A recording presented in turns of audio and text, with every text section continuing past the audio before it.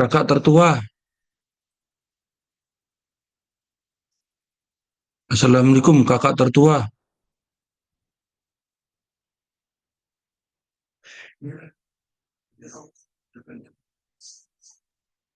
Nyari siapa Pak Adi? Nyari kakak tertua.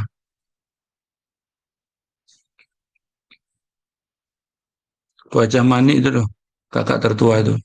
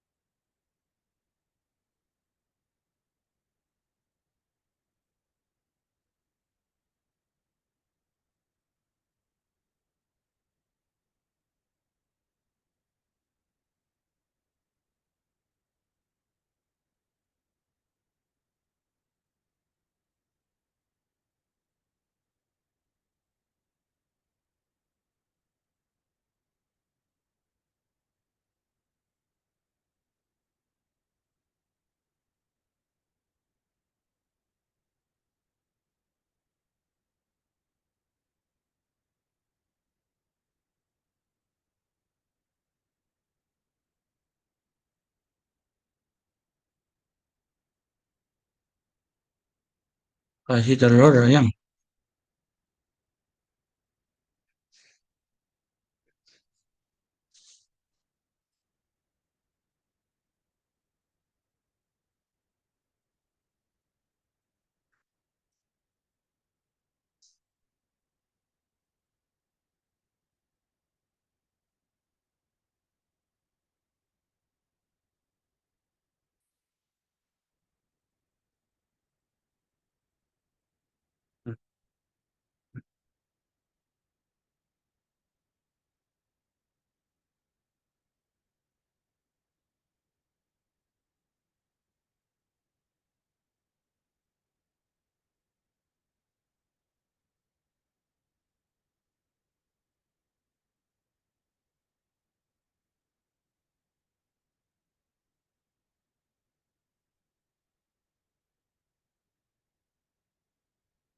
Betul.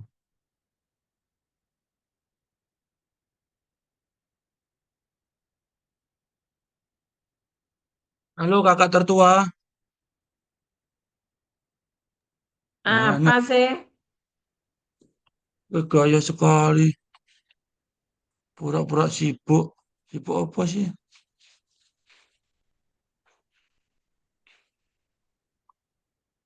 Oh ya aku sing wis sepuh ngono, kami sing lima. Eh?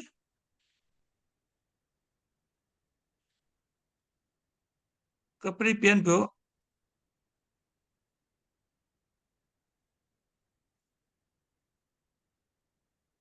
Waji. Oh, sinyalnya kemana ini katanya?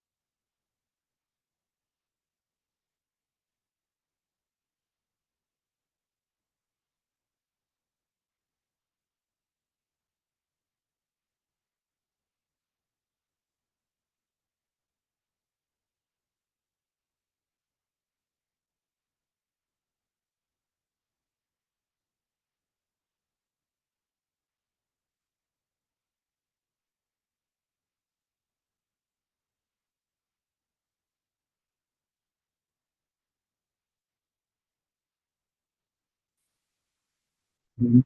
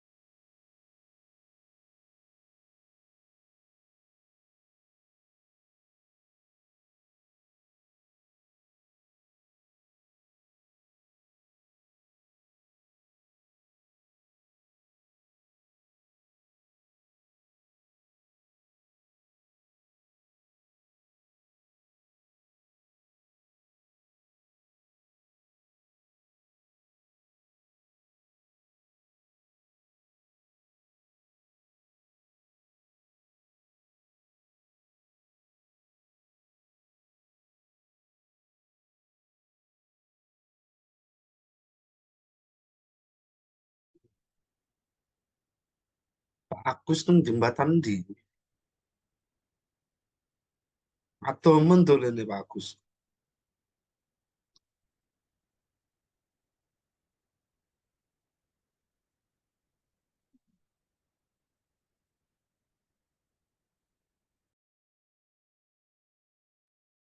Mas Richard sing ngajari.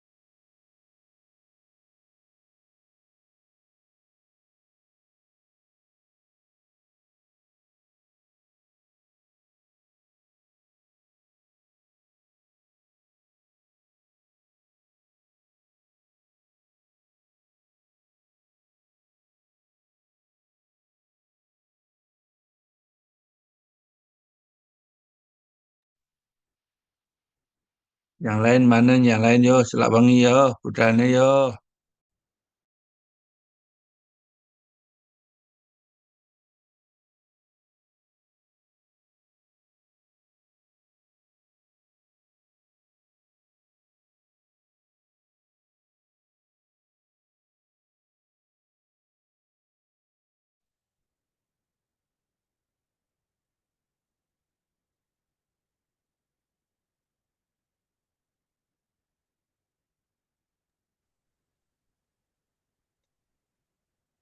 Halo, apa kabar?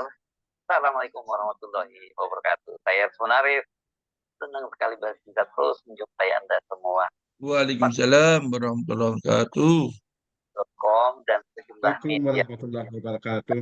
bodong soal satu pendidikan Gibran. Jadi kalau Itu ada bahasanya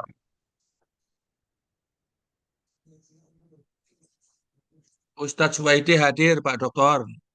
Aman. gimana sehat selalu? Alhamdulillah, sehat.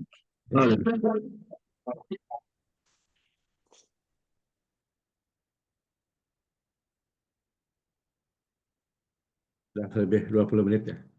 Kita Mas Prista sudah siap ya? Oke, udah siap insyaallah. Oke. Assalamualaikum warahmatullahi wabarakatuh. Waalaikumsalam warahmatullahi wabarakatuh. Waalaikumsalam warahmatullahi wabarakatuh. Iya, berarti alhamdulillahirabbil alamin. Salatu wassalamu ala asrofil anbiya'i wal mursalin wa ala alihi wa sahbihi ajmain amma ba'du. Di pertama mari kita bersyukur kepada Allah Subhanahu wa taala. Pada malam hari ini Allah masih mengizinkan kita untuk bisa bertemu bersilaturahim lewat media sosial ya, lewat Zoom ya, lewat Zoom. Walaupun demikian mudah-mudahan pertemuan kita tetap memberikan makna dan berarti bagi kita semua ya. Dan mudah-mudahan niat kita pada malam hari ini dicatat oleh Allah sebagai amal yang baik. Salawat dan Amin. salam terlimpahkan kepada junjungan Nabi besar Muhammad Sallallahu Alaihi Wasallam. Allahumma sholli. Bapak Ibu yang saya hormati, ya, mohon maaf pada malam hari ini kita lewat Zoom. Sesungguhnya saya ingin melihat wajah semua mahasiswa yang semester 3 ini, dan makanya saya minta Zoom saja dulu.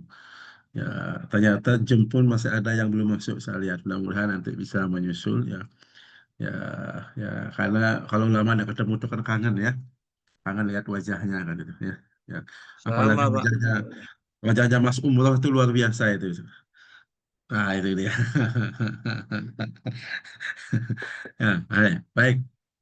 Jadi pada malam hari ini ya kita sampai kepada kelompok dua yang kemarin sudah dibahas. Ya, makanya kemarin saya pesan kepada Pak Ustadz Soedi itu harus hadir ya. Ya Pak Hajat Mania, kalau beliau udah rame ya. Betul, betul, betul. Tadi Ya, sudah saya pesenin harus hadir. ya. Jadi itu hanya intermezzo saja ya. Jadi intinya apa yang kita bahas pada malam hari ini kita dalami bersama-sama dalam kaitan dengan harapan menambah wawasan kita semua ya. Di pada malam hari ini akan disampaikan oleh kelompok dua kaitan dengan standar nasional pendidikan yang diawali dengan PP 19 tahun 2000 eh, tahun 2025 ya. Betul ya, 2015 tentang pendidikan itu nanti bicara standar isinya sebagai apa, nanti dikembangkan kekinian karena eh, PP 19 2002 ini mengalami perubahan ya, perubahan sampai nanti diimplementasinya berupa Permendikbudristek nanti ada ya. Di untuk lebih jelasnya saya berikan kesempatan Mas Trista sebetulnya dengan Mas Aplaha ya. Oke, Di, katanya tadi kalau sempat join soalnya masih di jalan katanya. oh ya, ada apa-apa yang penting ada yang bertanggung jawab ya. Oke, ini saya berikan kesempatan pada Mas Prista untuk menyampaikan ya. Silakan waktu saya berikan kepada Mas Prista. Sama beliau. Cek 1 2 3. Bismillahirrahmanirrahim. Assalamualaikum warahmatullahi wabarakatuh. Waalaikumsalam warahmatullahi wabarakatuh. Alhamdulillah wassalatu wassalamu ala sayyidina Rasulillah sayyidina Muhammad wa ala alihi wa sahbihi wa sallam. Yang saya hormati, Putus-putus Pak Prista. putus-putus ya teman-teman. Ya, putus-putus. Maaf, maaf. Saya di luar. Oke, cek 1 2 3. Nah, saya ubah jaringan.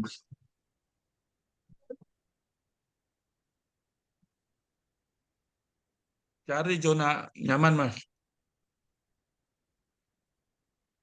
Ya.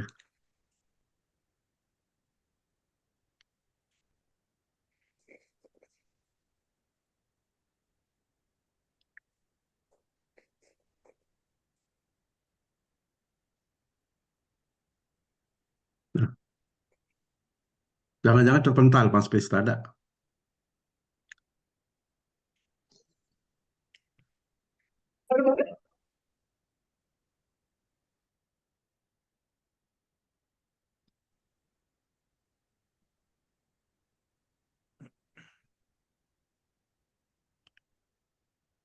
Pak Agus Irawan hadir ya?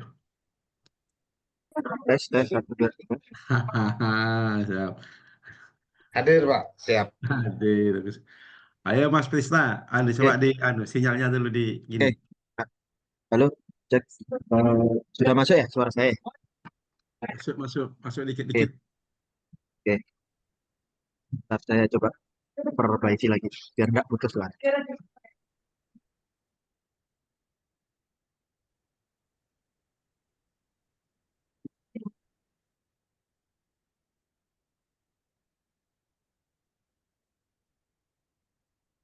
Oke,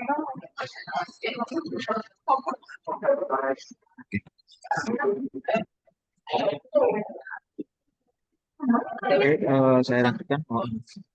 Yang saya hormati Pak Dr. Arjiman selaku dosen mata perkuliahan mutu pendidikan, manajemen mutu pendidikan. Kemudian dan yang saya hormati teman-teman semuanya yang insya Allah semua dirahmati Allah. Mohon izin saya share screen PowerPoint. Ya. Sudah nampak ya teman-teman ya? Oke. Hari malam ini saya mengisi aslinya berdua dengan Mas Ahlul. Mas Ahlul insya Allah nanti menyusul karena masih di jalan mengantar siswanya lomba dari Karangasem. Nanti semaksimal mungkin akan saya presentasikan karya kami berdua. Kebetulan malam ini kami mendapatkan tugas yang bertemakan standar SNP ya, Standar Nasional Pendidikan PP nomor 19 tahun 2005, yang mana di sini nanti akan banyak sekali dibahas tentang bagaimana standar nasional pendidikan di Indonesia khususnya ini. Jadi yang selama ini kita praktekkan, yang selama ini kita terapkan daripada pendidikan. Langsung saja saya mulai dari apa yang melatar belakangi daripada SNP PP nomor 19 tahun 2003. Jadi pentingnya standar dalam sistem pendidikan nasional di Indonesia tidak dapat dipisahkan dari upaya untuk menjamin kualitas pendidikan. Jadi apa sih yang melatar belakangi daripada standar nasional pendidikan ini, yaitu supaya penjaminan daripada kualitas pendidikan. Dari berdasarkan PP nomor 19 tahun 2005 yang mengatur tentang standar nasional pendidikan, pemerintah berkomitmen untuk meningkatkan kualitas pendidikan di semua jenjang.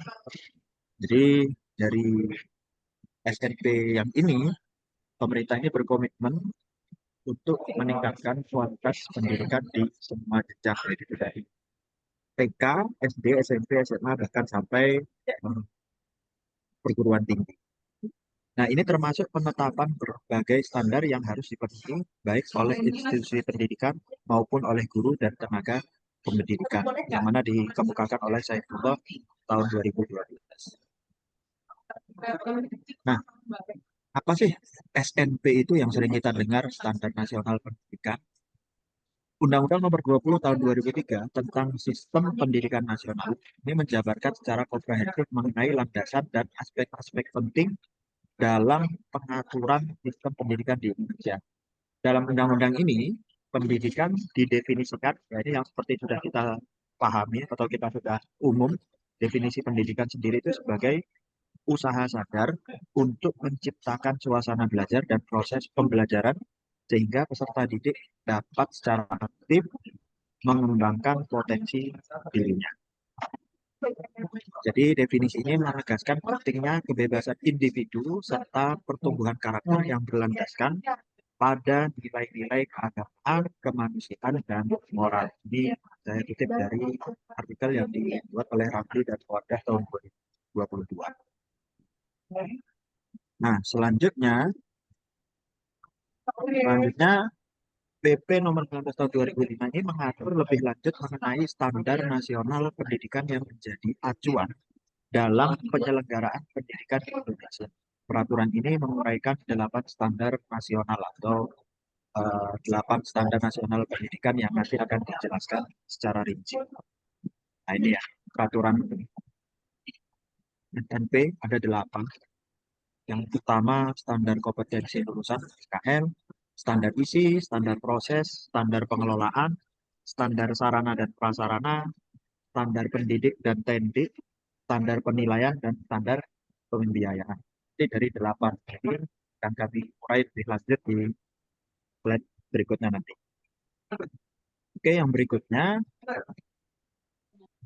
secara keseluruhan, Undang-Undang Nomor 20 Tahun 2003 dan PP Nomor 19 Tahun 2000 kami bahas ini merupakan pedoman yang sangat penting dalam mengarahkan dan mengatur sistem pendidikan di Indonesia. Ini memastikan bahwa pendidikan yang diberikan sesuai dengan norma yang ditetapkan, serta mampu menghasilkan generasi yang kompeten dan berkarakter. Dalam materialisasi kebijakan ini, kolaborasi antara pemerintah, lembaga pendidikan, dan masyarakat sangat diperlukan untuk mencapai hasil yang optimal. Jadi, terrealisasinya sistem pendidikan di Indonesia ini tentunya tidak keluar dari 3 aspek terpenting ini, yaitu antara pemerintah, lembaga pendidikan, yaitu sekolah atau instansi terkait, dan masyarakat yang berkaitan di lembaga pendidikan tersebut atau sekitar pendidikan itu tadi. Nah, kenapa sih ada SNP itu tadi? Jadi tujuan standar nasional pendidikan ini yaitu pemerataan mutu dan jaminan kualitas pendidikan nasional merupakan aspek krusial dalam penyelenggaraan pendidikan di Indonesia. Pendidikan yang berkualitas diperlukan untuk menyiapkan sumber daya manusia di pasar global, dan untuk mencapai tujuan tersebut akreditasi sekolah menjadi salah satu pilar penting. Jadi pemerataan mutu dan jaminan kualitas pendidikan nasional ini aspek penting yang mana nantinya bisa menghasilkan pendidikan yang berkualitas. Pendidikan yang berkualitas ini nantinya juga akan menghasilkan atau menyiapkan daripada sumber daya manusia yang komprehensif di pasar global atau di dunia. Jadi dari paragraf pertama ini kita sudah tahu bahwa bagaimana sih pentingnya pendidikan itu tadi dan pengelolaan dari pendidikan.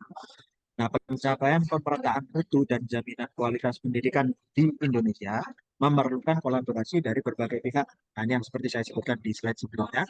Tentunya pencapaian ini, pemerataan mutu dan jaminan kualitas dari pendidikan itu tadi tidak lepas dari 3 aspek yang saya sebutkan tadi di awal. Ada masyarakat, pemerintah, lembaga pendidikan, serta masyarakat juga. Landasan hukum daripada SNP yaitu dari pasal 31 UUD 1945 dan peraturannya berkaitan erat dengan pendidikan di Indonesia. Pasal ini menyatakan bahwa setiap warga negara berhak mendapatkan pendidikan. Jadi dari landasan hukum ini sudah sangat jelas ya, semua masyarakat atau warga negara itu berhak mendapatkan yang namanya pendidikan atau sekolah. Dan negara wajib menyelenggarakan sistem pendidikan nasional yang berbasis pada mutu, aksesibilitas, dan kesetaraan. Konsep ini tercermin dalam Undang-Undang Nomor 20 Tahun 2003 tentang sistem pendidikan nasional yang menekankan pentingnya pendidikan yang berkualitas dan terjangkau bagi semua lapisan masyarakat. Ini kami kutip dari jurnal yang dikarang oleh Marlia tahun 2004. Jadi daripada landasan hukum ini juga menjelaskan, menekankan bahwa si pendidikan nasional ini sangat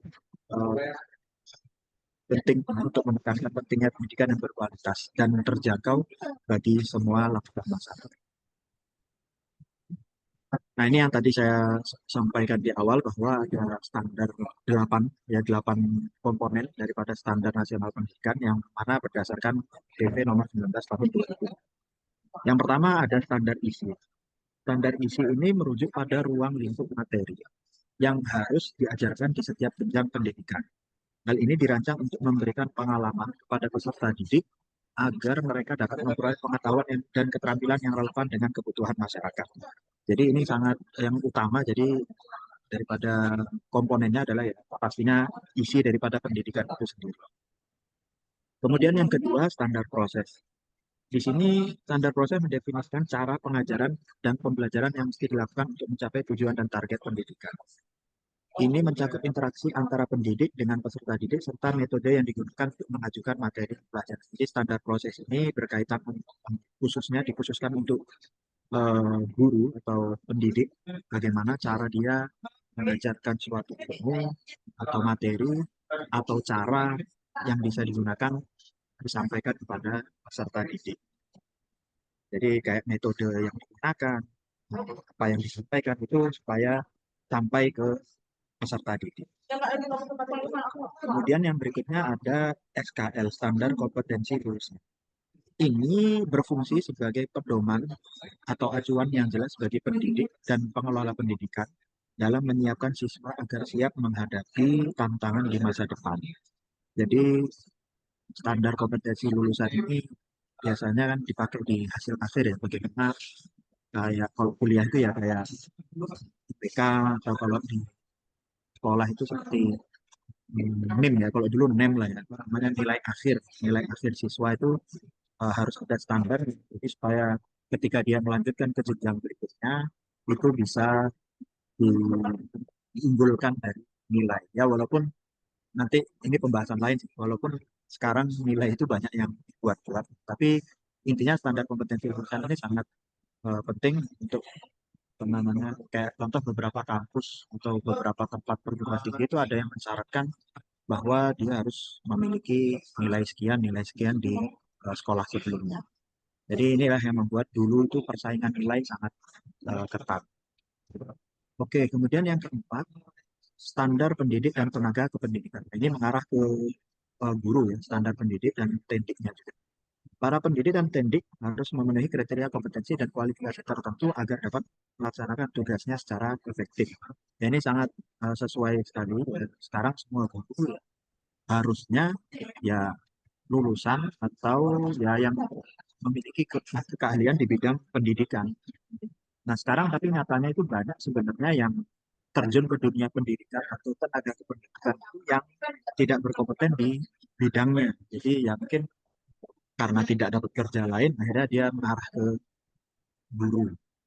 Dalam kajian oleh Waruwu dan itu dijelaskan bahwa pendidikan yang berkualitas sangat bergantung pada kompetensi pendidik sebagai teladan dan fasilitator dalam proses belajar. Sangat jelas sekali karena kualitas yang dihasilkan itu tergantung juga selain dari pendidiknya yang kreatif, juga pendidiknya yang bisa menjadi teladan dan fasilitator dalam proses belajar itu. Ya, yang kelima standar sarana dan prasarana. Sarana dan prasarana yang memadai adalah syarat mutlak untuk mendukung proses belajar mengajar. Ini sangat, kalau kita lihat di beberapa tempat yang istilah sekarang itu 3T ya, tertinggal itu, ini masih banyak yang tidak sesuai dengan standar ini karena banyak yang sekolah atau bahkan tidak usah jauh-jauh. Saya punya teman itu mengajar di Jebran di daerah Melayu kalau nggak salah itu atapnya nggak ada. Ini masih dari suasana kelasnya aja, belum kayak kursinya atau pintu kelasnya, kamar mandinya dan lain-lain. Ini sangat tidak sesuai dengan kompetensi standar nasional pendidikan di poin 5 ini yang standar fatwa. Jadi terkendala di tempat sekolahnya itu masih dari suasana kelas, belum kelengkapan lain. Tapi beberapa tempat yang seperti kota-kota besar ya alhamdulillahnya sekolahnya sekarang rata-rata sudah memenuhi standar ini. Ya, walaupun kadang masih ada yang kurang di beberapa titik. Penelitian oleh Handika menunjukkan bahwa pemenuhan fasilitas pendidikan yang sesuai standar sangat mempengaruhi kualitas pembelajaran yang dapat diberikan kepada siswa. Ini kalau di zaman sekarang mungkin yang bisa kita contoh itu dari beberapa sekolah sekarang kayaknya sudah mendapat bantuan dari pusat atau dari pemerintah pusat apa namanya IFP ya, apa namanya interaktif flat panel itu kalau nggak salah.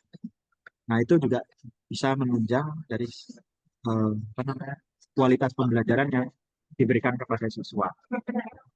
Kemudian yang keenam, standar pengelolaan. Pengelolaan pendidikan diharuskan memenuhi kriteria tertentu untuk menjamin kualitas dan efektivitas pendidikan. Berdasarkan penelitian oleh pengelolaan yang baik sangat penting untuk mencapai penyelenggaraan pendidikan yang berstandar tinggi. Yang ketujuh, standar pembiayaan. Pembiayaan pendidikan merupakan salah satu faktor yang sangat berpengaruh terhadap kualitas pendidikan. Firmansyah menegaskan bahwa penyusunan program pembiayaan yang tepat dan efektif adalah langkah penting dalam mendukung proses pendidikan yang berkualitas. Kedelapan, yang terakhir, standar penilaian pendidikan. Standar penilaian pendidikan yang diatur dalam Peraturan Menteri Pendidikan dan Kebudayaan bertujuan untuk mengevaluasi hasil belajar dari peserta didik secara komprehensif. Penelitian oleh Primasari menyoroti pentingnya penelitian yang adil, penilaian yang adil dan transparan agar dapat mencapai aspek sikap, pengetahuan, serta keterampilan sesuai dengan Peraturan Menteri Pendidikan dan Kebudayaan Nomor 23 Tahun 2006. Jadi standar penilaian pendidikan ini yang di penelitian oleh Primasari ini terfokus ke arah afektif, kognitif, dan psikomotorik. Karena itu menjadi acuan sekarang kayaknya pada umumnya untuk menilai pendidikan itu.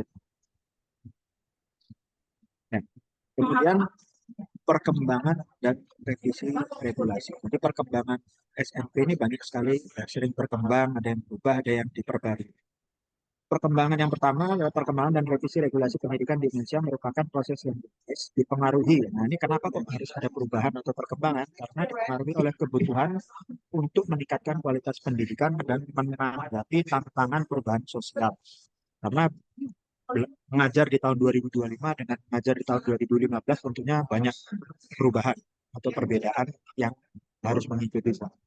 Salah satu regulasi penting dalam konteks ini adalah Peraturan Pemerintah Nomor 32 Tahun 2017 yang mengatur mengenai pelaksanaan kurikulum 2013. Kami yang sudah terbiasa memakai K13 yang mana harus berubah atau beradaptasi dengan kurikulum baru yang sekarang yaitu kurikulum Merdeka, bahkan sekarang ada kurikulum yang berbasis Depler. Kemudian yang kedua, selanjutnya reformulasi standar nasional pendidikan yang diatur dalam Permendikbudristek tahun nomor 21 tahun 2022. Ini memfokuskan pada penyesuaian standar yang adaptif terhadap perkembangan dunia pendidikan dan teknologi. Hal ini sejalan dengan tujuan untuk memperkuat karakter dan memperluas kompetensi lulusan dalam menghadapi tantangan global. Di sini ada perubahan, yang mana perkembangan dunia pendidikan siap dengan dunia teknologi. Karena kalau tidak mengikuti teknologi, akhirnya peserta didik akan tertinggal dari tantangan global. Kemudian yang ketiga, perubahan ini tidak hanya bertujuan untuk meningkatkan kualitas pendidikan formal, tetapi juga untuk menyelaraskan sistem pendidikan dengan nilai-nilai budaya Indonesia yang diharapkan dapat membentuk karakter siswa. Dengan adanya langkah-langkah ini diharapkan pendidikan Indonesia dapat lebih relevan dan berkualitas. Jadi adanya perubahan, perkembangan dan revisi regulasi ini diharapkan bisa menjadi lebih berkualitas serta mampu menghasilkan generasi yang siap menghadapi tuntutan zaman. Pasti. Mungkin kita dulu, mungkin 2-3 tahun terakhir ke belakang, atau bahkan 5 tahun terakhir, murid-murid kita belum mengenal yang namanya API. Dan sekarang sudah masuk zamannya, mereka sudah bisa mengakses pembelajaran lewat atau menggunakan API. Perbandingan daripada PP 19 tahun 2005 dengan Permendikbud yang terbaru.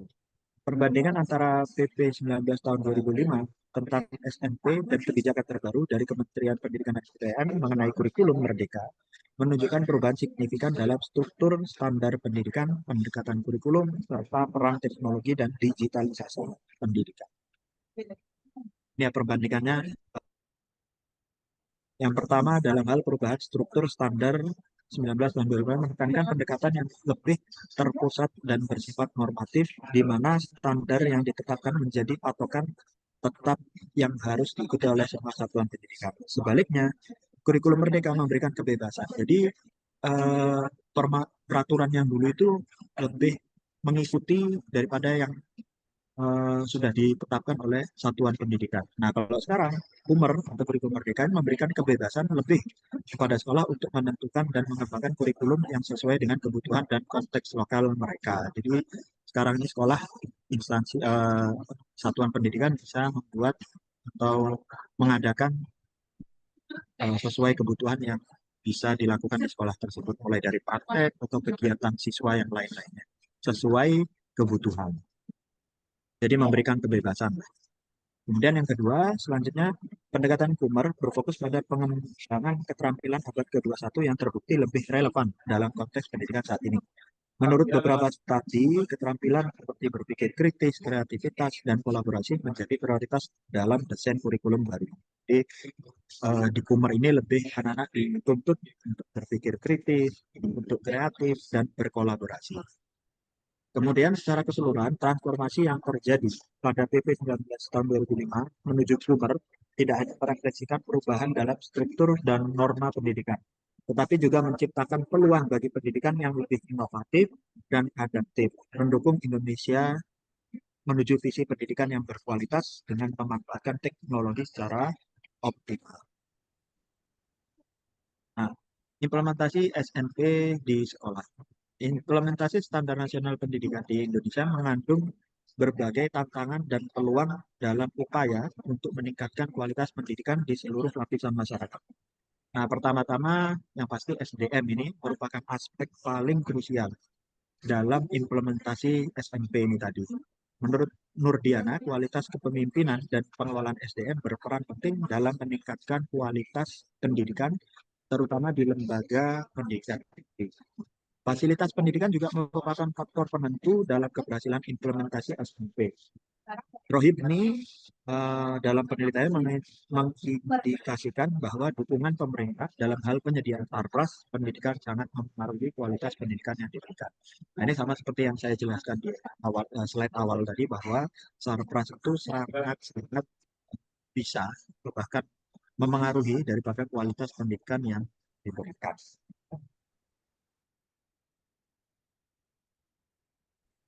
Dalam konteks pendidikan di Indonesia, evaluasi dan pengawasan memiliki peran penting untuk memastikan kualitas dan keberlangsungan proses pembelajaran. Jadi tentu ini evaluasi pengawasan dari pihak terkait itu untuk memastikan kualitas dan keberlangsungan proses pembelajaran itu sangat penting.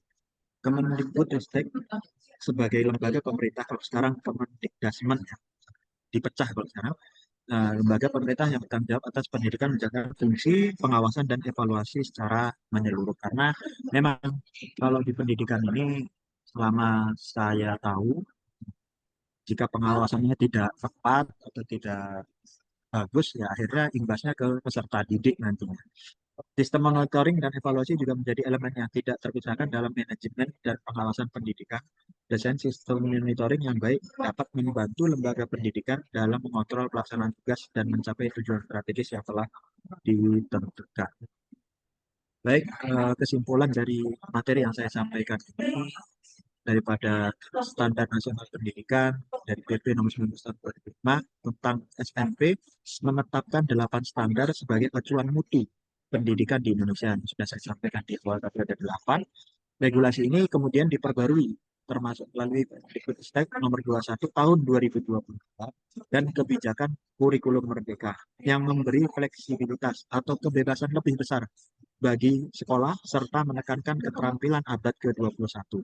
Di sini juga ada pemanfaatan teknologi yang tepat sekarang ini, mulai dari gadget, mulai dari aplikasi-aplikasi pembelajaran dan pembelajaran berpusat pada siswa, seperti kebebasan fleksibilitas tadi.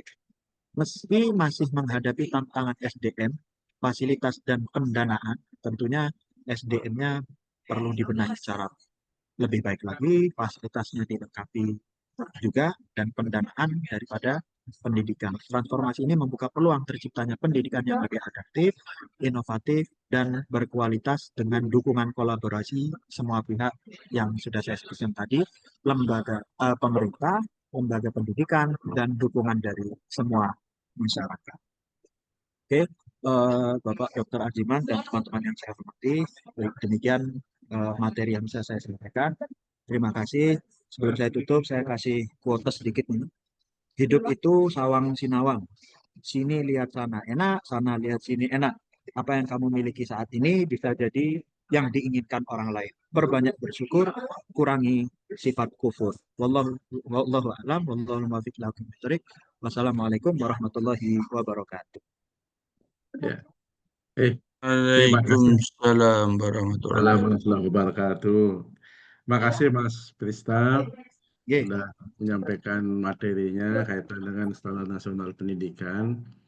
Beliau sudah menggali lebih dalam kaitan dengan 8 standar nasional pendidikan itu, yang sebagai kriteria minimal yang harus dicapai oleh lembaga pendidikan itu ya, termasuk perubahannya. Ya pandunya bagus lah. Nanti berikutnya saya berikan ngajak teman-teman untuk menggali lebih dalam apa yang disampaikan oleh Mas Prista, ya, karena kelihatannya masih perlu digali nih, ya. Karena PP 19 2005 itu dia pernah berubah PP juga. Berarti itu kelihatannya nanti kita gali lebih dalam. Silakan saya berikan kesempatan ke teman-teman untuk mengkritisi apa yang disampaikan oleh Mas Prista tadi. Silakan. Siapa yang mulai? Ya, duluan. Oke. Agus, Pak Yo, Agus Pak Jes. Hartatus, silakan Pak Agus. Ya. Assalamualaikum warahmatullahi wabarakatuh. Waalaikumsalam warahmatullahi wabarakatuh. Waalaikumsalam warahmatullahi wabarakatuh. Yang kami hormati Pak Dr. Arjunan sebagai pengampu perkuliahan pada malam ini, yang kami hormati kepada teman-teman semua. Langsung saja saya ingin mempertanyakan tentang, bukan mempertanyakan lah, kita diskusi bersama ya, tentang SNP. SNP itu kan standarnya ada 8 ini. Nah, bagaimana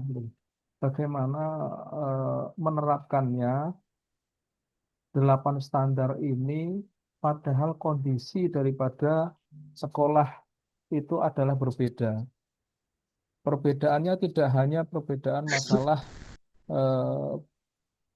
masalah kualitas ataupun masalah SDM, tetapi sangat kompleks. Ada SDM-nya, ada kualitas sekolahnya, ada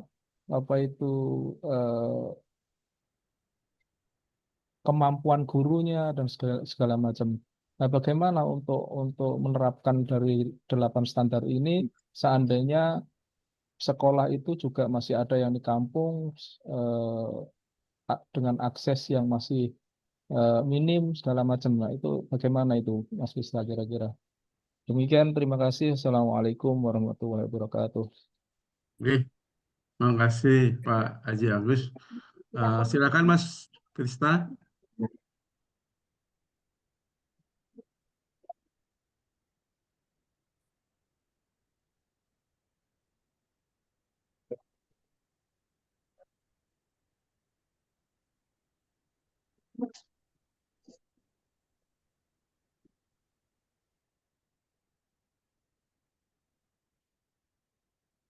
Halo Mas Prista. Oke, bentar. Cek satu. Intinya pertanyaannya kan sekolah berbeda-beda. Berbeda dalam semua hal kan itu ya. Bagaimana menerapkannya kan itu pertanyaan intinya hanya itu.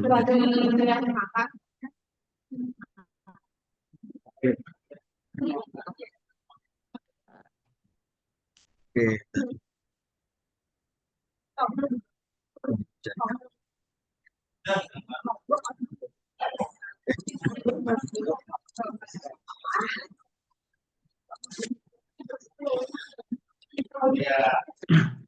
Cara ngambilnya Mas Pista, standar nasional 8 itu lihat, terus nanti sandingkan dengan kondisi sekolah, dengan berbagai macam SDM-nya yang ia punya. Arahnya ke situ. Terus implementasinya bagaimana ini di lapangan. Karena tidak semua sekolah itu sama, kan itu.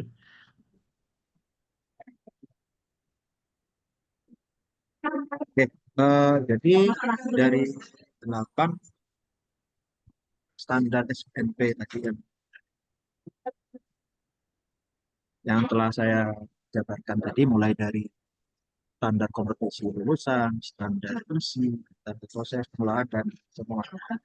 Ini memang sampai sekarang pun bahkan di sekolah-sekolah yang di kota besar ya, ini kadang belum memenuhi semua.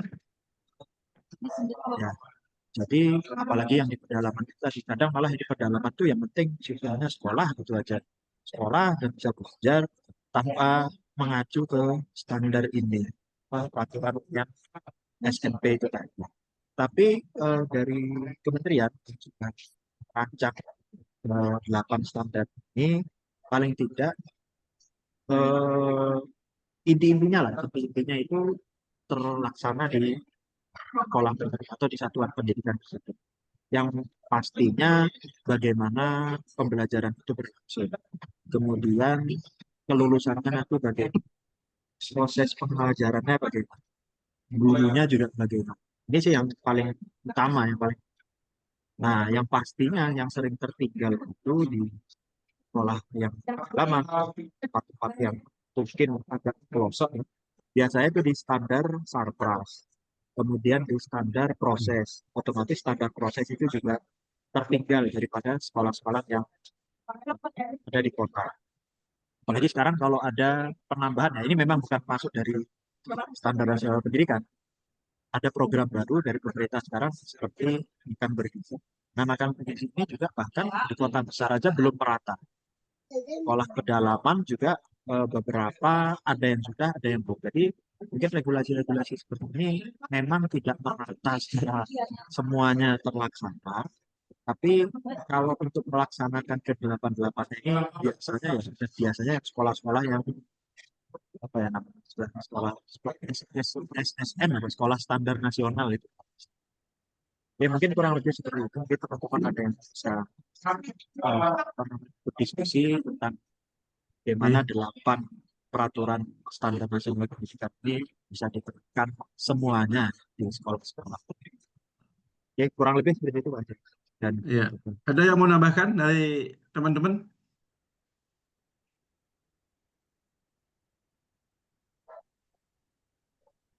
Mungkin saya Ada bisa yang mau menambahkan sedikit saja, Pak. Wajah Manik ya, silakan Bu Wajah.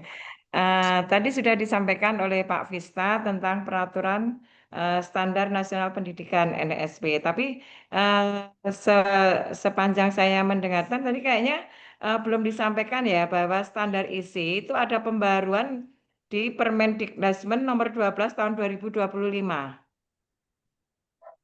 tentang penekanan pada profil pelajar Pancasila. Mungkin bisa ditambahkan di sana, Pak Vista.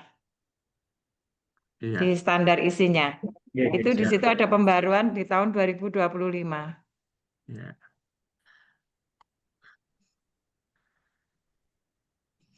Sudah Pak Wajah. jadi Ya. di standar isinya. Ya, di standar Oh, isi gitu. itu Siap. ada diperbaharui, ada pembaharuan di tahun 2025 itu melalui Permendikbudrismen nomor 12 tahun 2025.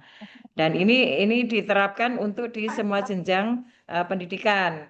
Yang ditekankan yaitu tentang profil pelajar Pancasila.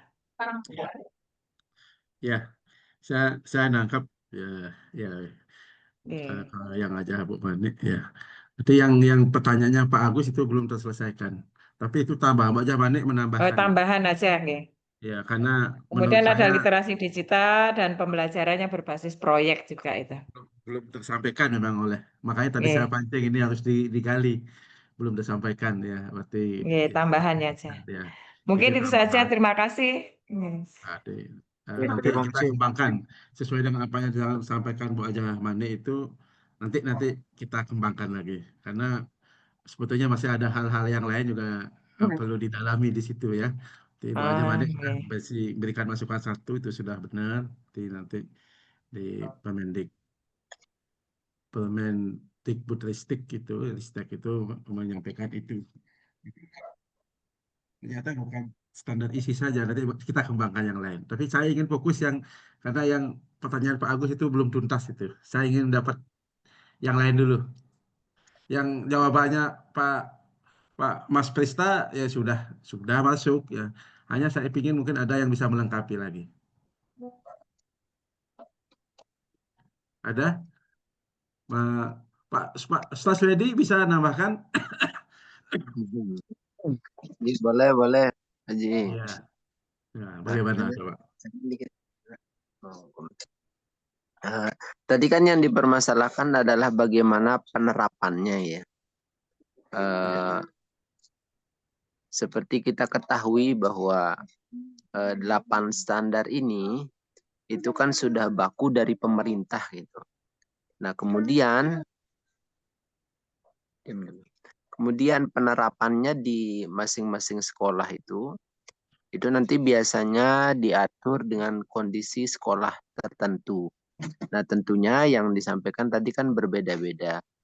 Nah, untuk misalnya standar tindik atau pengajar, itu kan dari pemerintah sudah ada poin-poinnya. Nah, kemudian nanti sekolah yang ingin melakukan standar itu nanti menyesuaikan dengan acuan yang sudah dibuat oleh pemerintah melalui peraturan menteri dan lain sebagainya itu. Nah, kemudian secara lebih real, nanti setiap beberapa tahun sekali itu ada istilahnya akreditasi untuk bagaimana melihat standar pendidikan itu sudah di suatu lembaga itu sudah memenuhi standar yang ada atau tidak itu. Biasanya 8 standar ini yang akan menjadi acuan. Bagaimana standar isi kurikulumnya seperti apa, kemudian lulusannya bagaimana, dan terus. Dan itu lumayan rumit poin-poinnya. Dan kalau sebuah lembaga pendidikan itu kurang dalam poin-poin tertentu, biasanya nanti ada grade-nya, ada yang dapat sertifikasi A, ada yang B begitu. Nah, mungkin seperti itu. Ya, tadi sudah melengkapi dikit, namun Mas Agus Irawan ada? Bisa menambahkan Mas Agus? Oke, Pak Haji. Ya. Saya hitung aja ini, Pak Haji. Ikut ini. Ya. Sebenarnya untuk menerapkan 8 standar ini hal apa ya, Pak Haji ya? Yang berkaitan dengan apa yang disampaikan Ustadz Saidi, banyak kepalsuan yang terjadi di lapangan. Mantap itu, mantap. Berarti ada dusta di antara pemerintah dan rakyatnya. Kenapa ya? Memang mereka berlomba-lomba mengejar standar A dengan banyak-banyak melakukan pemalsuan, entah itu yang lebih jelas yang paling susah dicapai itu adalah standar sarana dan prasarana. Sarpras yang susah untuk ditindaklanjutin, sehingga banyak sekali ya kalau orang bilang ya TST lah, tahu sama tahu. Cuma yang saya kecewakan ini kalau dalam 8 standar ini kalau kita tarik ke ranah, karena kita ranahnya PAI nggih Pak Haji, banyak sekali yang sehingga kita tahu, kita betul-betul tahu sebuah hadis yang menyatakan ar-rosi wal murtasi huma finnar, yang nyogok dan yang disogok sama-sama di neraka. Dalam legalitasnya ini banyak sekali praktek-praktek yang menggunakan itu Pak Haji. Nggak ada fulus ya mampus, ada fulus ya halus gitu.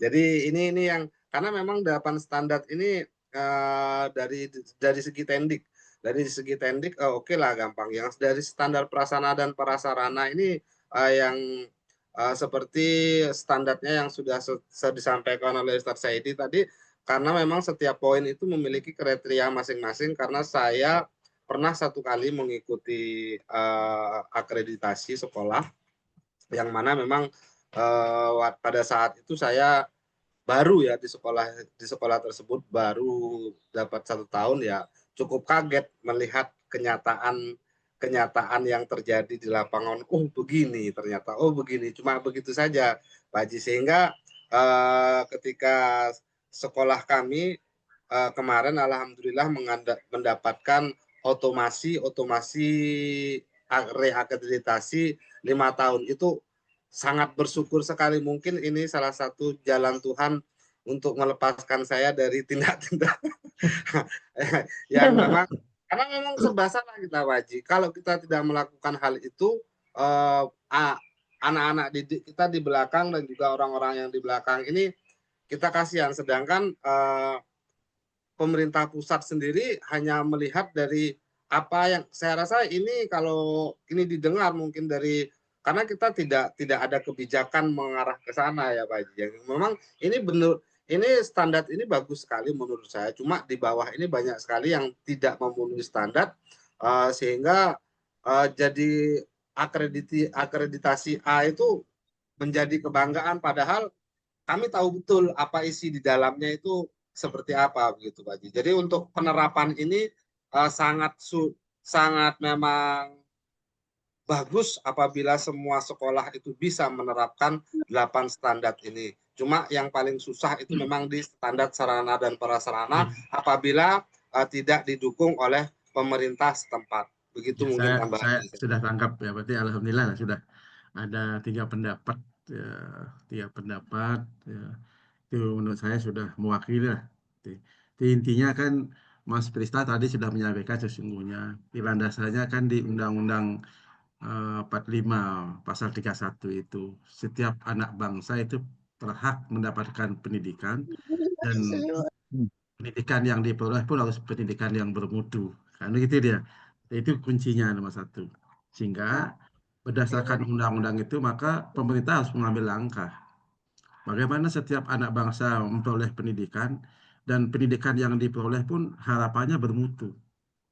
Nah, karena harapannya pendidikan yang diperoleh bermutu, maka pemerintah mengambil langkah untuk menetapkan yang bermutu itu seperti apa. Ini kan memang tugasnya pemerintah kan itu ya. Berarti menetapkan bermutu apa, maka dibuatlah standar nasional pendidikan. Seperti yang 8 standar itu tadi, baik standar isi, standar proses, standar sarana prasarana, sarana tenaga pendidikan, pengelolaan, pembiayaan, termasuk penilaian, itu sudah dibuat. Dan dibuat bukan melihat satu daerah atau sekolah dan sekolah yang lain, tapi dibuat satu dianggap sama. Karena semua harus mendapatkan pendidikan mutu. Nah, permasalahannya kan tadi ya, sudah disampaikan. Berarti kalau itu kan berbicara idealis ya, aturan itu berbicara idealis. Idealisnya pendidikan yang bermutu tuh diatur di situ seperti tadi. Di sarananya harus begini. Jangan bicara sarana, kelasnya harus ada ukurannya. Harus punya lab, harus punya kan gitu intinya banyak ya. Termasuk pendidikannya, minimal pendidikan gurunya kalau ini mudah katanya. Minimal S1. Kan begitu. Atau D4 malah boleh. Dan yang lain-lain. Itu harus ditetapkan oleh pemerintah. Tetapi memang penerapan di lapangan kan mengalami masalah. Karena kemampuan masing-masing. Kalau itu sekolah yang negeri, itu kan upgrade-nya ke pemerintah dia. Dia berikhtiar untuk melengkapi 8 standar itu. Kalau itu sekolah milik pemerintah. Terus bagaimana dengan sekolah pemilik masyarakat? Kan gitu. Bagaimana dengan sekolah masyarakat? Ini sesuai dengan kemampuan daripada pemilik dari sekolah itu untuk bisa menyelesaikan, tapi arahnya endingnya arahnya kan menuju apa yang dimuat dalam standar 8 standar nasional pendidikan. Arahnya harus ke sana. Tapi kan memang situasi di lapangan kan tidak sama. Nah, maka dia pelan-pelan menyesuaikan. Maka ikhtiarnya sekolah yang ada di masyarakat, yang dibuat oleh masyarakat, yang didirikan oleh masyarakat, pelan-pelan arahnya menuju ke sana.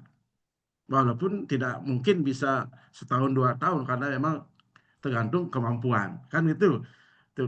Tergantung stakeholder, tergantung kemauan, tergantung manajemennya di situ. Jadi pelan-pelan, tidak bisa. Nah, sehingga kalau tadi yang disampaikan Mas Agus itu kan kasus kasus yang terjadi di lapangan yang beliau pernah sebagai pelaku, seperti pelaksana yang diakreditasi. Maka kuncinya untuk mempertahankan 8 standar nasional pendidikan itu, maka pemerintah akan mengambil langkah setiap 5 tahun sekali diadakan akreditasi untuk melihat apakah 8 standar itu sudah memadai apa belum. Kalau belum, maka tadi ada kriteria, ada nilai yang diberikan. Dengan harapan seluruh lembaga pendidikan baik milik pemerintah maupun milik masyarakat berikhtiar untuk bisa pelan-pelan melengkapi, mencapai standar nasional pendidikan itu. Itu sesungguhnya. Tapi kalau ya tadi yang ada itu kan memang problem di lapangan ya seperti itu. Itu oknum saja. Ya, berarti itu permasalahan ya. Berarti kalau yang harapannya harapannya harus menuju ke 8 standar pendidikan itu, tapi tidak mudah ya. Namun itu tugas pemerintah, memang harus dia membuat standar itu. Kalau tidak dibuat, terus bagaimana mengukur pendidikan yang bermutu? Tidak bisa. Sehingga harus dibuat untuk bisa mengukur itu. Nah, tetapi memang di lapangan mengalami problem, kendala yang banyak, khususnya kepada pendidikan yang dikelola oleh masyarakat.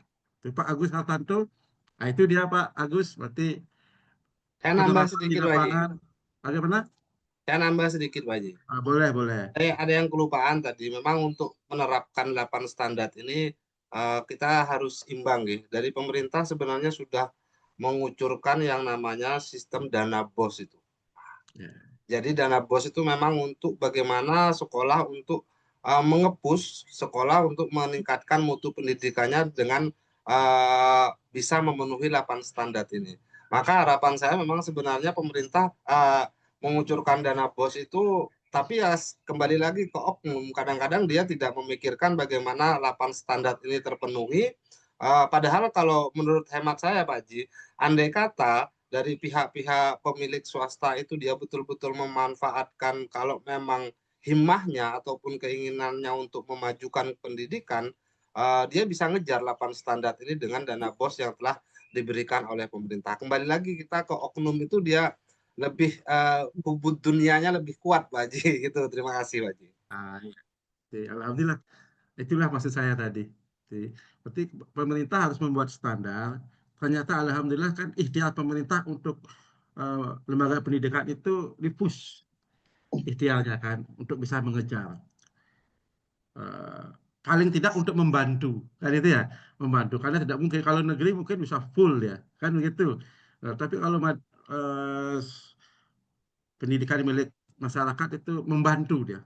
Seperti dengan anggaran BOS bisa membantu bagaimana lembaga pendidikan ini bisa mewujudkan 8 standar itu. Alhamdulillah sudah dilengkapi. Menurut saya sudah oke ya, aman ya sudah. Nah itu. Yang bertanya mana tadi Pak Agus Harto itu? Aman Pak Agus? Aman, aman Pak. Aman ya, sip. Ada Ya. lagi yang ingin menggali silakan. Itu yang disampaikan Bu Aja Nani, coba dikejar itu Bu Aja Mani itu. Mungkin Bu Aja Mani punya pertanyaan, boleh dikejar. Atau yang lain? Standar isi. Mau nanya Pak Ustaz Wadi, silakan. Mungkin lanjutannya saja dari apa namanya? Dari yang tadi itu, kalau boleh. Boleh nggih Pak Prisa? Pak Prisa? Ya, gimana? Dipersilahkan, sangat boleh katanya. Boleh, Oh Pak. iya. Ini kayak mungkin masih ada apa namanya kaitannya dengan apa yang kita bahas tadi. yaitu tentang perbedaan antara satu daerah dengan daerah yang lain, sekolah yang satu dengan sekolah yang lain. Kalau memang diperbandingkan, tentu yang secara kasat mata itu tentu yang selalu difasilitasi oleh pemerintah itu yang akan sesuai standar gitu. Kalau kita melihat dari situ. Nah, kenyataan di lapangan itu adalah kondisi sekolah itu yang distandarisasi antara kota dengan pelosok sebagaimana dikatakan itu disamakan gitu. Memang kita mengerti bahwa pemerintah membutuhkan satu standar sebagai acuan gitu. Nah, saya ingin tahu kira-kira gimana dasar logis atau logikanya gitu menyamakan standar misalnya antara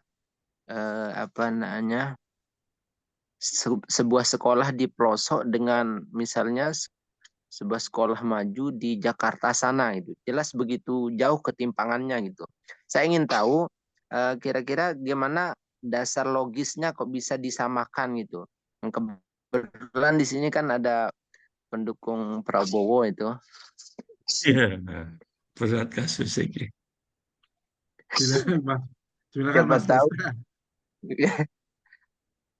siapa tahu bisa menjelaskan dasar logisnya ini. Kok bisa disamakan antara standarnya antara sekolah pelosok yang penuh kekurangan dengan sekolah maju di Jakarta sana gitu.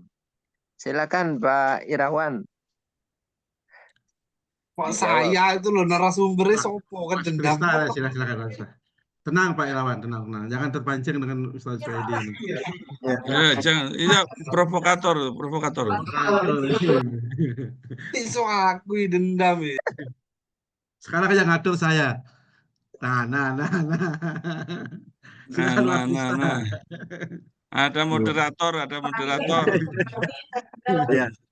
Ya, Silakan terima Mas kasih. Miska. Terima kasih Jadi, dan jadi memang seperti yang Mas juga kami ya saya juga nanti sudah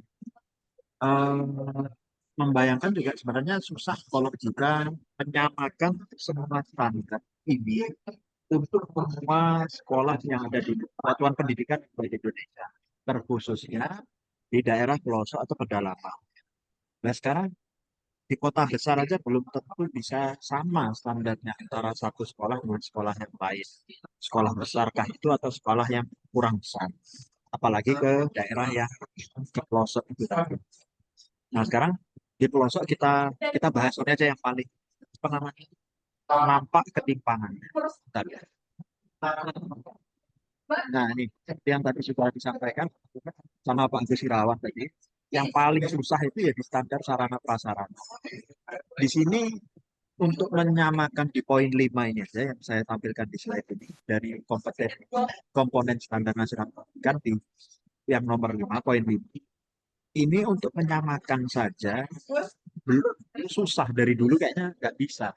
Bahkan di sekolah yang di kota saja, ini saya contohkan sekolah saya aja. Sekolah saya yang kategorinya di kota itu kemarin atapnya rubuh karena hujan deras. Rubuh, plafonnya itu rubuh. Nah itu untuk perbaikan sarprasnya itu menunggu berbulan-bulan. Itu anak-anak sampai belajarnya nggak di kelas, di perpus gitu. Sementara karena atapnya rubuh, plafonnya rubuh. Nah, akhirnya untuk membenahi sarpras itu tadi menunggu kurang lebih 2 bulan, hampir 2 bulan baru dibenahi. Nah ini yang sekolah masih di kota. Bagaimana kalau sekolah yang di pedalaman? Justru nggak ada atap aja masih bisa sekolah gitu. Nah inilah yang kami sayangkan. Jadi untuk menyamakan, untuk beracuan dengan standar ini tentunya sulit untuk disamakan. Apalagi ini ada 8 standar komponen SMP ini tadi. Nah mungkin yang bisa disebutkan, yang memungkinkan misalnya disamakan itu seperti yang tadi saya baca itu.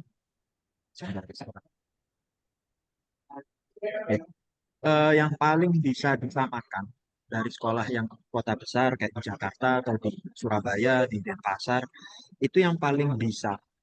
Yang pasti kurikulum. Kurikulum ini bisa sama. Kemudian proses pembelajaran yang efektif. Kemudian guru. Kalau guru ini kan kita tergantung orangnya ya. Kadang guru yang di desa atau di pedalaman itu bisa jadi lebih terampil daripada guru yang di kota. Jadi nggak nentu. Kalau guru ini bisa sama-sama bagus, bisa sama-sama kurang bagus. Jadi kualitas guru ini yang di desa atau di pedalaman barangkali bisa lebih maju daripada guru yang di kota besar. Jadi mungkin ini Pak Ustadz yang bisa mungkin disamakan dari eh, standar ini. Tapi kalau semuanya kayaknya memang nggak bisa secara menyeluruh. Yang paling pasti ini yang standar Starcraft itu sangat susah. Kamar mandi sekarang Saya nangkap, pedalaman belum tentu bagus. saya, Oke, kurang lebih, oke, saya sudah tangkap oke, kurang lebih posisi seperti itu. Pak. Mungkin teman-teman atau Pak Dokter Di, mungkin bisa menambah. saya Terima kasih. agak saya nambahkan aja biar nanti berkembang lagi ya. Di yang yang ditanyakan eh, Ustadz Suwaidi itu sudah terjawab kaitan dengan kurikulum itu karena pertanyaannya kan standarisi tadi kan itu ya. Jadi kalau bicara standarisasi ya kurikulum memang eh, substansinya sudah disiapkan dari pusat aman. Berarti itu tidak ada masalah. Memang harus sama. Karena bicara mutu itu tidak pandang dia hidup di kota atau hidup di desa. Setiap anak bangsa, baik dia hidup di kota maupun di desa, harapannya mendapatkan pendidikan yang sama. Maka inilah tugas pengelola pendidikan untuk berikhtiar untuk mencapai mutu itu dengan berbagai macam usaha. Kan itu harus berikhtiar. Karena kalau tidak ditentukan itu kan repot. Maka saat ini kan kaitan dengan muatan lokal kan masing-masing lembaga bisa mengembangkan masing-masing. Tapi substansi inti di standar isi pokoknya kan sudah ada. Di lembaga-lembaga pendidikan diberikan kesempatan untuk mengembangkan sesuai dengan inovasi kreativitas daripada lembaga itu sendiri. Itu Mas Wadi ya, berarti kaitan dengan standar isi. Yang lain juga harapannya sama. Memang harus pemerintah harus berbuat seperti itu. Sehingga tapi sekarang kembali kepada ikhtiar daripada lembaga-lembaga itu sendiri. Lembaga. Berarti banyak sekolah yang sarananya tidak baik, tapi mutu pendidikannya bagus. Karena di situ tadi, karena dia di standar proses, dia hebat. Gurunya punya komitmen. Berarti belajar memang idealnya harus kondisinya nyaman, di tempat yang baik. Tapi banyak orang yang hebat belajar di bawah pohon. Kan begitu. Berarti itu berarti kembali kepada bagaimana pengaruh daripada guru, tenaga pendidikan dan komitmen daripada semua sumber daya manusia yang ada di lembaga itu sehingga untuk menciptakan mutu pendidikan itu ya. Ini karena sudah waktu saya ingin mengembangkan begini karena masih ada yang tertinggal tadi oleh Mas Prista. Kalau saya tidak saya yang dosa nanti kan begitu. Nah, bahwasanya di PP 19 tahun 2005 ini tentang standar nasional pendidikan ini kan mengalami perubahan. Jadi dia mengalami perubahan pembaharuan di standar nasionalnya berkaitan dengan PP 57 tahun 2021 dan PP nomor 4 tahun 2022. Itu juga bicara standar nasional pendidikan. Maka kita arahnya di situ dulu. Berarti PP 19 tahun 2005 ini sudah diperbaharui, Mas Prista. Diperbaharui menjadi PP 57 2021 dan PP nomor 4 tahun 2022. Isinya bicara standar nasional pendidikan. Karena harus menyesuaikan, karena pendidikan itu kan dinamis. Dinamis, berarti mengikuti perkembangan zaman, mengikuti perkembangan situasi, mengikuti perkembangan teknologi. Berarti itu dia. Nah, bagaimana implementasi daripada PP 57 tahun 2021 dan PP ini kan setelah dibuat PP 57 2021 dikembangkan lagi sedikit menjadi PP nomor di diperkuat lagi dengan PP nomor 4 tahun 2022. Semuanya bicara standar nasional pendidikan. Implementasi daripada PP 57 tahun 2021 dan PP 4 tahun 2022 itu, nah itu yang tadi saya bilang Bu Mani itu Berarti implementasinya dimuat dalam Permendikbudristek. Di Permendikbudristek itu ada yang nomor 8 tahun 2010 tentang bicara standar isi, itu nanti baca masih melalui perubahan dia. Maka itulah bicara kurikulum merdeka dia di situ. Kan gitu. Jadi kalau dulu kurikulum 2013, saat ini bicara kurikulum merdeka. Itu di Permendikbudristek nomor 8 tahun 2024. Di implementasi yang lain ada Permendikbudristek juga nomor 47 nomor 47 tahun 2023. Itu bicara dia tentang bagaimana pengelolaan lembaga pendidikan. Maka yang terakhir dia bicara Permendikbudristek nomor 10 tahun 2025. Dia bicara tentang SKL, standar kompetensi lulusan. Itu terjemahan daripada PP 57 tahun 2021 dan PP nomor 4 tahun 2022 tentang standar nasional pendidikan. Tapi poinnya standarnya tetap ada 8. Kan itu. Standarnya tetap 8 itu. Maka tadi sudah dijelaskan, udah bagus sama Mbak, itu 8 standar itu tetap itu. Nah, tapi ada perkembangan perubahan-perubahan sedikit kaitan dengan pelaksanaan daripada standar ini. Jadi standarnya diperbaharui, implementasinya dikembangkan dalam Permendikbudristek dan Permendikbudrismen. Itu dia, yang tadi sudah saya sebutkan itu ya. Bicara standar isinya, biasanya standar pengelolaannya, bisa bicara standar kompetensi lulusannya. Itu. Ya. Sehingga perbandingannya di situ ya, ada perbandingan antara yang lama dan yang baru. Yang 19 tahun 2005 dengan PP 57 2001 dan PP nomor 4 tahun 2002 yang diimplementasikan dalam Permendikbudristek dan Permendikbudrismen tadi itu, yang pertama adalah kalau dia 19 tahun 2005 itu kan dasar awal SNP, dimulai dibentuknya SNP dari dasar awal. Sedangkan yang di 57 tadi menggantikan PP 19 2005 secara menyeluruh dan menjadi dasar SMP terbaru. Yang terbaru dia, ya. Berarti kita arahnya saat ini, karena saat ini kita hidup di zaman saat ini, berarti arahnya di SNP yang terbaru itu. Kan itu ya. Ya. Sehingga standar kompetensi lulusannya, kalau dulu di PP 19 tahun 2005 itu berorientasi pada pencapaian minimal kompetensi pengetahuan, keterampilan dan sikap. Itu kemarin pencapaiannya yang 19 2005. Tapi di PP 57 dan 4 2022 itu maka disesuaikan dengan kebutuhan abad 21. Tadi sebelumnya sudah disinggung. Tapi PP-nya ada disebutkan. Jadi sesuai dengan kebutuhan abad 21, yaitu bicara literasi, bicara numerasi, serta profil pelajar Pancasila. Nah, itu dia. Ya. Sedangkan kalau kaitan dengan standar isi, kalau di 19 tahun 2005 lebih rinci menetapkan struktur, rinci betul dia struktur kurikulumnya di 19 tahun 2005 itu kan jelas sekali struktur kurikulumnya sampai jamnya diatur ya, mata pelajarannya dan alokasi waktunya jelas. Tetapi yang di PP 57 dan 4 tahun 2022 itu lebih fleksibel, memberi ruang pengembangan kurikulum sesuai dengan kebutuhan daerah dan sekolah. Berarti lebih luas ya, lebih fleksibel, tidak kaku. Berarti lembaga pendidikan diberikan keleluasaan untuk mengelola waktunya. Apa yang mau diberikan?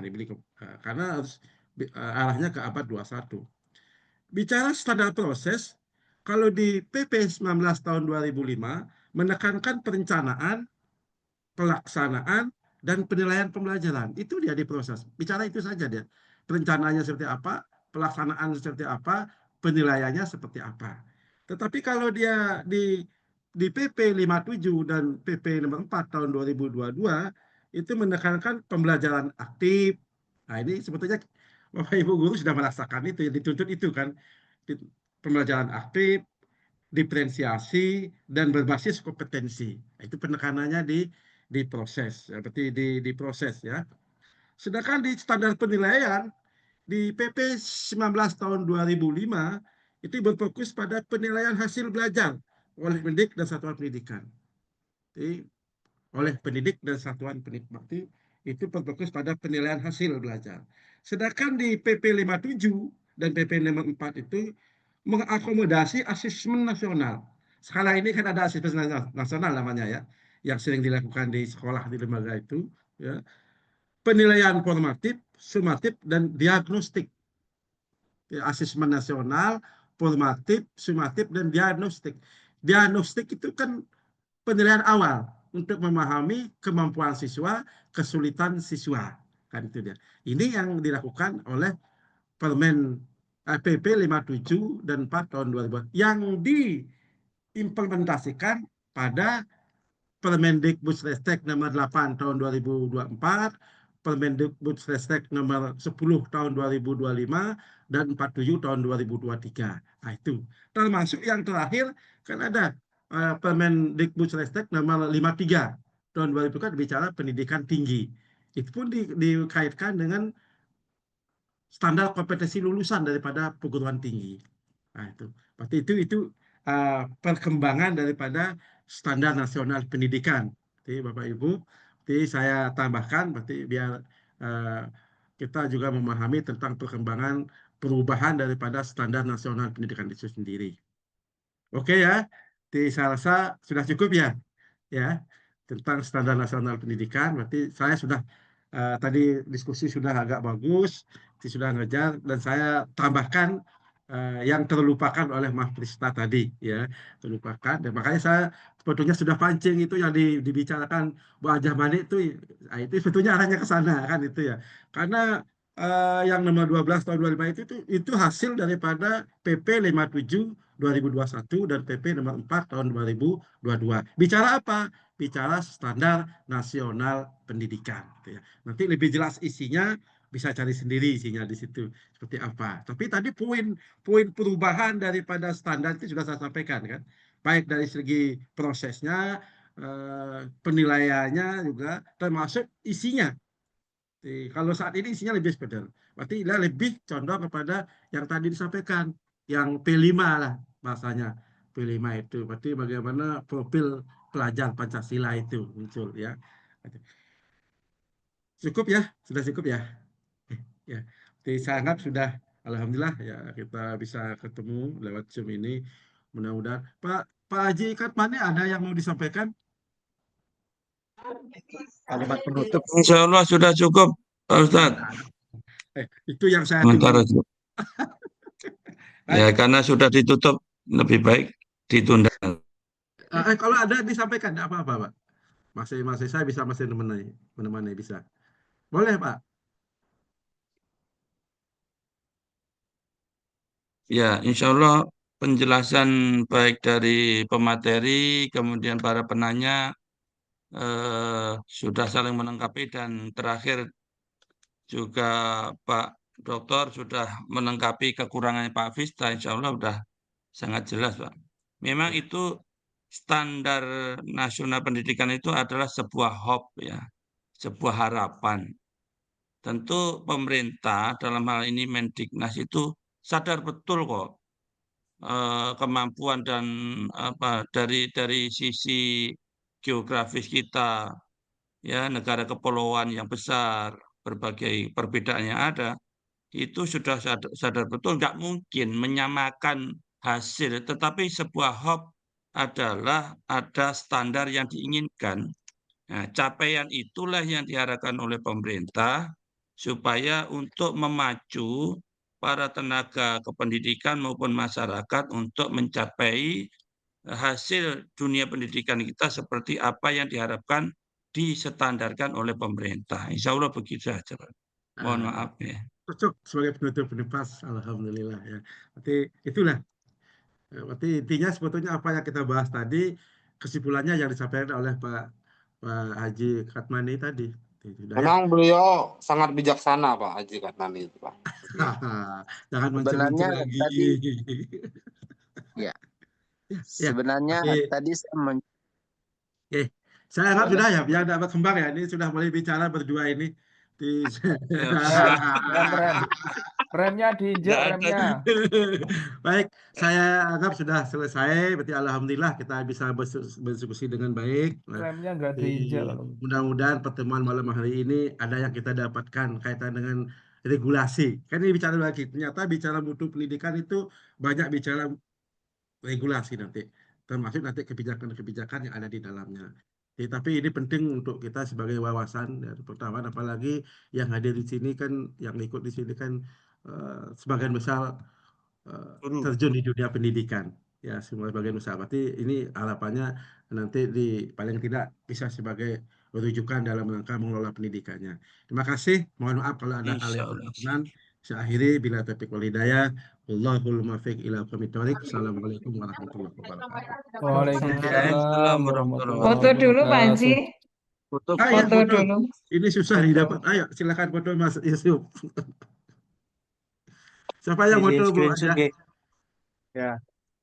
Sudah Ya. ada yang foto? 1, Sudah? 2, 3. Ya. Sudah Pak Haji. Ya, oke. Makasih. Pamit ya. Assalamualaikum. Waalaikumsalam warahmatullahi wabarakatuh. Waalaikumsalam warahmatullahi wabarakatuh. Cikatus memang bijaksana. Maturun Cikatus. Assalamualaikum. Salam warahmatullahi wabarakatuh. Ya, karena malam hari ini dimoderatori oleh Pak Dokter ya, saya menunggu kan gitu. Nggak berani saya nyalip kereta. Oke. Yuk. Betul. Harus tahu diri.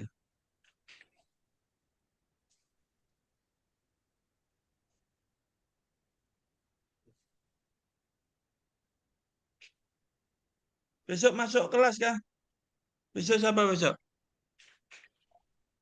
Besok Bu Nove. Wah, Bu Nove masuk ini. Sama siapa? Sendirian? Enggak, sama Pak Gito. Wah, masuk kelas besok. Pak Nove sama Pak Gito. Bu Nove ada tugas keluar daerah nggak? Apa udah pulang? Mas Yusuf? Mana Mas Yusuf? Mas Yusuf sudah siap-siap matiin lampu. Izin live nggih. Iya, Assalamualaikum. Izin. Assalamualaikum. Salam.